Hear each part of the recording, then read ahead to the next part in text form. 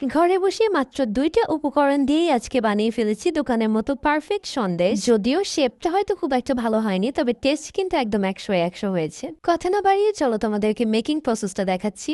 And by the way, কেউ কোনো bad comments করো না, কারণ আমি কিন্তু কোনো পাকা রাঁধুনি না। আমি জাস্ট আমার মতো করে বানিয়েছি, ভাবলাম তোমাদের সাথে একটু শেয়ার করা যাক। কড়াইতে যেটা জাল করছি সেটা হচ্ছে মেইনলি দুধের সর। গত ২-৩ মাস হলো আমি দুধের সর জমাচ্ছিলাম, তাই ভাবলাম আজকে একটু কিছু বানিয়ে খাওয়া যাক। যেভাবে সেই কাজ, দুধের সরটাকে আমি খুব ভালোভাবে চিনির সাথে জাল করে নিচ্ছি। চিনির মেজারমেন্টটা আমি তোমাদেরকে বললাম না, তোমরা যেরকম মিষ্টি খেতে পছন্দ করো সেই অনুযায়ী দিতে পারো।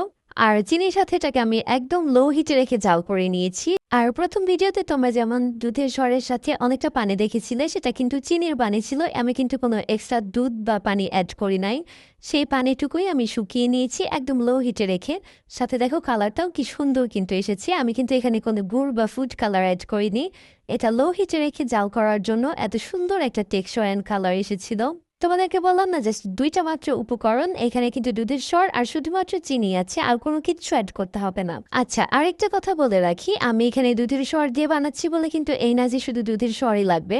তোমরা কিন্তু চাইলে অনেক সময় দুধ ছানা কেটে যায়, সেটা দিয়েও মেক করতে পারো সেম প্রসেসে। এবার এটাকে আমি হালকা গরম থাকা অবস্থাতে হাত দিয়ে খুব ভালোভাবে একটু মথে নিয়েছি। খুব একটা মসৃণ করিনি, আমি একটু দানাদার রাখতে চেয়েছিলাম, তাই ব্যাস হয়ে গেছে। এখন আমি এটাকে জাস্ট হাত দিয়ে একটু শেপ দিয়ে নিচ্ছি। তোমরা তোমাদের পছন্দ অনুযায়ী যে কোনো শেপ রাখতে পারো। এই তো আমি ২ রকমের শেপ করে নিয়েছিলাম, একটা রাউন্ড শেপে রেখেছিলাম আর একটা লম্বাটে করেছিলাম। কয়েকটা আমি এভাবে শেপ দিয়ে নিয়েছি, আর বাকি যেটুকু ছিল সেটুকু আমি একটা এয়ারটাইট কন্টেইনারে এটাকে ফ্রিজিং করে রাখবো। ফ্রিজের নর্মাল টেম্পারেচারে তোমরা কিন্তু এটাকে ১০ থেকে ১৫ দিনের মতো স্টোর করে রাখতে পারবা ইজিলি। একবার হলেও বাসায় এইভাবে ট্রাই করে আমাকে কমেন্টে জানিও যে কেমন লেগেছে তোমাদের।